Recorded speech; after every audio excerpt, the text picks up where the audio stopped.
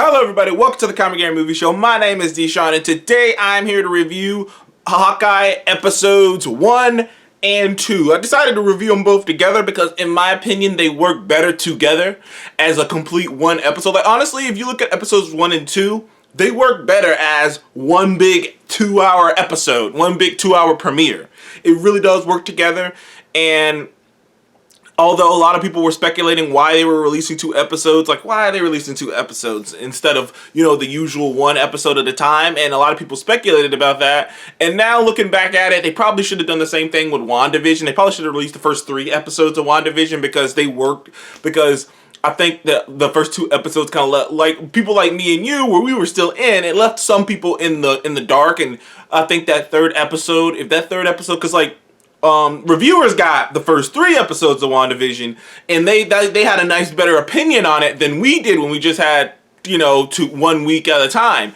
So I think that Disney is figuring out how to release these, how the flow of the series is gonna go, and how to go about it. Because I think that this was the right choice, releasing 2 episodes at a time. First of all, the show revolves around Hawkeye, and and this show takes place about a year after Avengers Endgame. Hawkeye is with his family. Him and his family are in New York City, and stuff starts to go down. Now, first of all, the majority of these episodes kind of revolve around the introduction to Kate Bishop. Kate Bishop, if you're a comic book fan, is known by many as the heir apparent to Hawkeye. She's actually been Hawkeye in the comics when Hawkeye died. She's a character that was created not too long ago. Like honestly, I don't even think that Kate Bishop's character's, I don't think she's even 10 years old. Like she might be around the same, came out around the same time that Miss Marvel came out. Like I got a feeling that they're around the same range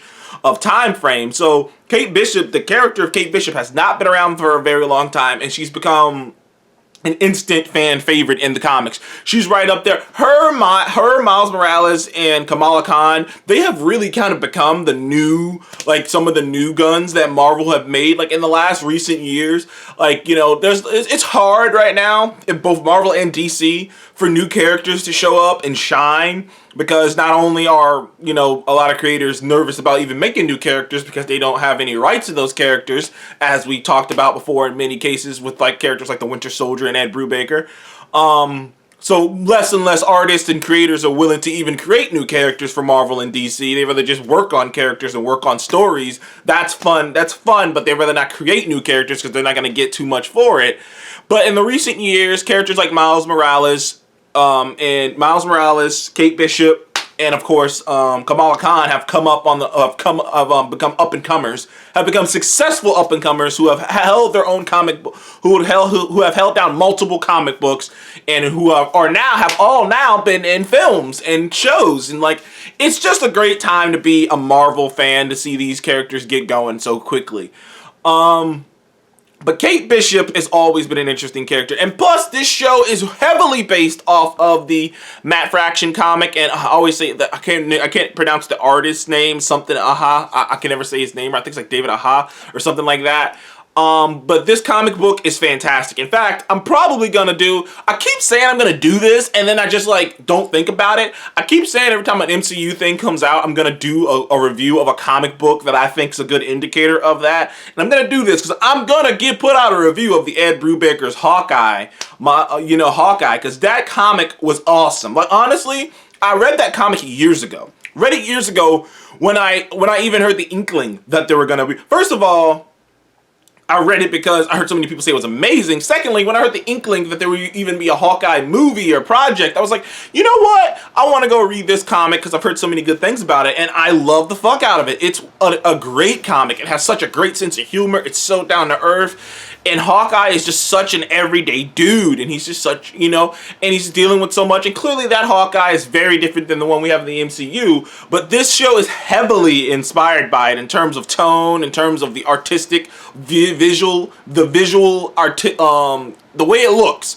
And even there's an amazing sequence there's an amazing what do we call it, like intro sequence, animated intro sequence that is just straight up beat, like almost ripped from the pages of that Hawkeye comic, the Matt Fraction Hawkeye comic. Like it's such a beautiful art design, and I was just like, this is amazing. But anyways, getting into the story, we follow a young Kate Bishop. It does an amazing thing at the beginning where we see where Kate Bishop found her inspiration, how she fell in love and became inspired by Hawkeye.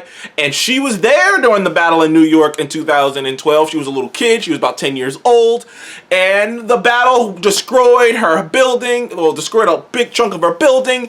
And a Chitauri was about to attack her. Hawkeye saved her, and she's watching him in awe as this ordinary man is fighting off these aliens with the bow and arrow, and she's just inspired by him. And you can just see it. It's a beautiful sequence with in a different angle of the Hawkeye shot where he jumps off the building, does that, catches it, and flies through. You've seen the Avengers. If you're watching my channel, you've seen the Avengers a billion times. You know what shot I'm talking about. And it's a beautiful, beautiful shot, like, or recreation of the shot, almost with a different angle of the shot, which is awesome.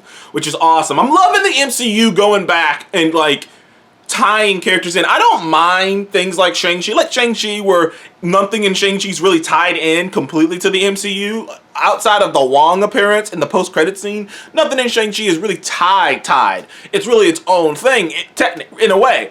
But I am a fan of when they tie it in. I'm a fan, like one of my favorite sequences, I'm a fan of Vulture being in the aftermath of the battle in New York. I'm a fan of seeing people come back from the blip, and we actually see visually people coming back. I'm a fan of that stuff. I love it when they tie it into things like that. You know, it just makes it more easier, and it makes the world just seem so.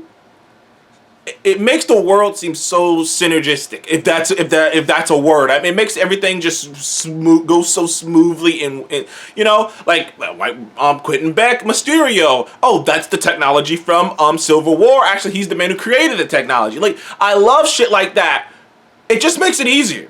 It really does. It just makes, like, if you're a huge fan, it makes the lore easier. It makes everything make sense. You don't have to bend over backwards to come up with certain ideas. You can just, like, because it just makes sense that she would be inspired by Clint in an event like this. It takes place in New York City. It just there are a bunch of rich people who be living in apartments like that close to Stark Tower. It just made sense. And it was a great sequence, and it was a terrifying sequence. Another one of those sequences that highlights how terrifying these events are for normal people. Unfortunately, her father dies in this incident, and she is inspired to never let something like that happen again. She wants to be just like Clint, so she picks up bow and arrow. And the credits, beautiful credits I was talking about, show her rise in a very fun way of showing her getting better and better at archery, getting better at martial arts, getting better at gymnastics, getting better at fencing. And like, it doesn't, like, she's not like a prodigy. She's not like immediately great at all these things off the bat. She just works her ass off to become great at these things because she's just like, I'm never going to let something like that happen again.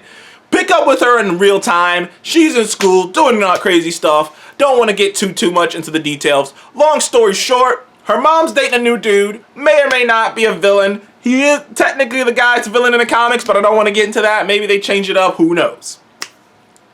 Either way, stuff goes down at one of her mother's, like things, you know, bunch of rich people getting together to send money to, you know, one of her mother's, like, little, you know, things, parties, balls, whatever you want to call it.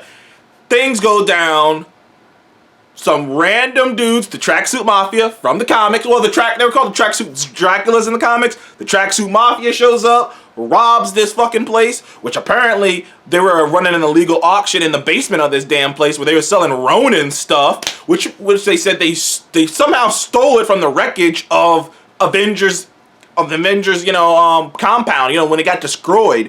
Which is, to me, I've seen some people kind of like scratching their heads, like, how could they do that? I'm like, well, fuck, dude, like, you know how many people they would need to, like, work on you know, cleaning out all that rubble and shit, dude? Like, you know, like, and these are a bunch of rich people. These are rich people, and some of these people are criminals. You think they can't pay some dude to give them some shit? You know what I mean? It's not exactly like they could prove that they stole, you know what, like, and plus, Clint wouldn't even be looking for that shit anyways, because he wants to leave that life behind him. So it is totally believable to me that these rich assholes / some of these criminals could have found a way to get some of this Avengers stuff. I mean, after all, Vulture spent the better part of, now the timeline was messed up because Sony didn't know what they were talking about, but Vulture spent years stealing from the Avengers and they didn't even know about it. So it's not hard to fathom that some asshole could have paid some people to take some stuff when the Avengers thing went down. After all, you gotta imagine this stuff happens all the time.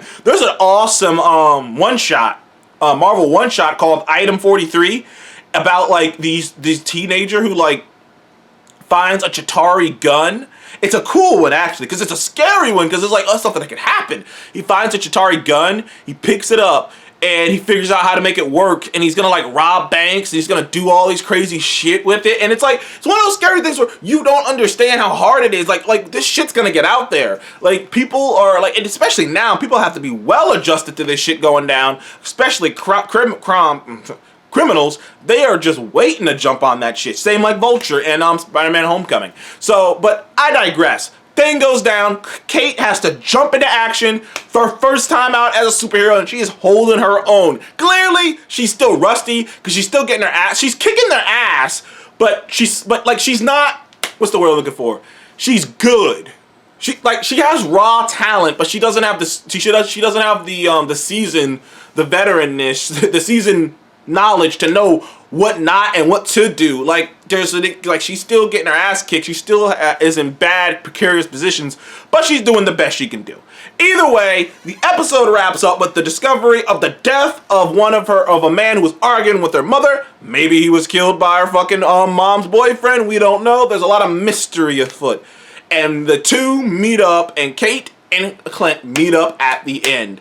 And this kicks off, and the second episode kicks off into the second episode is, in my opinion, better than the first. There are parts of the first I enjoy, but the second episode is better than the first because you got Kate and Clint together, and they are just great together. The banter, the back and forth, this old bitter man. Honestly, someone put up a meme, but this is pretty accurate. They are like Peter B. Parker and Miles Morales in Into the Spider-Verse. That's the same dynamic. Like, if you liked Peter B. Parker and Miles Morales in Into the Spider-Verse, same dynamic of just him kind of tired, him annoyed, you know, he's like, he doesn't want to be an asshole, but he's just like, oh my god, I don't really want to deal with this kid, and she is just starstruck. She is just completely starstruck. She's just like, oh my god, you're Hawkeye, and and there are a lot of layers. They're laying a lot of groundwork for a lot of things, because there are a lot of things being put into this. Clearly, the arcs of these two characters, and I can see it a mile away, is she sees nothing but the optimistic ideas of what a superhero could be. She sees all the potential, all the good, all the things people she could inspire as he inspired her. And there's even a moment that I haven't seen any people talking about, where she's talking about how people don't want you to be, like, how basically she's basically saying, Clint, like, you shouldn't be like this. You shouldn't be so secretive. You shouldn't be so off-putting. You shouldn't be so, like, kept to yourself, because people want to know you. You inspire people. They want to know that you care about them, and you should let them, you know, because and he's just like, I didn't want, and he's just like, inspire who? And she's like, me, you inspired me. And the way she says it is so sad, because she's just like, you inspired me. And like, he doesn't see it, because right now Clint is in this place, and this is well done by Jeremy Renner. Does a great job. He does a great job in all the movies, but he's doing a great job here of playing Clint. Like, he's done so much. He's seen so much. He's losing his hearing because of all of the explosions. He's in pain all the time, you know. He's like, I've seen so much, I've been through so much. It's like, I don't see the positives. He's not as optimistic about the hero stuff. He doesn't see the good in it anymore. He's just like, I don't see that. Whereas she sees that. And I'm guessing, and like, this is just me predicting, that the arcs will be her realizing that there is more to this hero stuff, that there are sacrifices, that there's pain, and that there's a cost to doing this. And him realizing that there are good things he can do with being a hero. That it isn't all doom and gloom. That, you know, as much as he wants to be this person, he can do so much more, and he can help so many more people if he let it in if he, embraced being what he is. Because people walk up to him and they want to say, oh, take a selfie with me. They wave at him, oh, you're Hawkeye. Hey, can I get an autograph? Here's dinner on my house. And he's just so uncomfortable about it all. But, maybe this show, which makes me think that he isn't dying or anything. Because the arc so far kind of makes me go, well, it wouldn't make any sense if he just said, okay, I'm good. I'm going to go live with my family. Because it seems like the whole thing that's going on here is almost her just being like, you could do so much more. It's like as bad as it is, like all that sacrifice is useless if you don't use it for good. If you don't use it for something more, if you don't use it for something. And I think that there's something there, and I think that that's really going to be the heart of this show, which I'm really looking forward to. But they're going back and forth, loving the time that they're having. The Tracksuit Mafia are hilarious. They are just bro. Like, literally, we know where you are, bro. Come down here, bro. Like, they are fucking girls. Fuck. They're fucking ridiculous, man. I love it. Just ripped right out of the comics, man. Those guys were ripped right out of the comics. And needless to say, Clint, they find the house, they try to burn it down. Clint has to come find the suit because he wants to find the suit just to get rid of it so that no one can get hurt because of this suit. Meanwhile, Kate's still investigating her mom's boyfriend and finding out that he may actually be the swordsman because he does a move that's like, oh yeah, he's good with a sword. Setting up, by the way, them having another sword fight later on in the season. You know they're going to do it. But either way, the whole thing culminates and Clint figures out where the suit is. And one of the firefighters who came to put out the fire took the suit and is at a LARPing convention. I mean, not a LARPing convention, at a LARPing event. And now Clint has to go to this LARPing event, which to him is just like, what in the hell am I doing here? I went from fighting Thanos to being at a LARPing event. Life is strange. But to me, that's great. This LARPing event's great. It's the most Matt Fraction thing, because when you read the Matt Fraction comic Hawkeye, there's so many sequences of him fighting with Spider-Man and people in like these big battles and him just going to this shitty apartment and it's just like, and dealing with mundane things. And it's just like, dude, I just got done fighting like super villains 5 minutes ago and saving the world, and now I'm back here doing this stupid shit. But that's just Hawkeye. He's the most down-to-earth Avenger. And to that point, the show kind of wraps up, and I'm not going to get into anything else. Anything else will be kind of spoilers. By the way, if I had to give this show a rating so far, I'm giving it a 9. I'm enjoying myself. Like, it's just a fun time. It's just a fun time. Both episodes together are a 9. Separate, episode 1's probably like an 8, and episode 2's probably like an 8.5. But together, they work better together, and together they're like a 9. But still, I'm enjoying the hell out of myself. But I will say this, there will be some people who may not enjoy this as much because it's not on the same scale as Loki. In terms of like what it's trying to go for, it's not going for the same hugeness that Loki or even Falcon and the Winter Soldier and it's not as weird and out there as WandaVision. So this is just such a grounded level. Honestly, it's really much, it's akin to, like some people have said, a Netflix series. Like in terms of the tone, not the tone because the tone's more fun, but in terms of the level of things that's being dealt with and the way they're approaching it, because these are just normal people.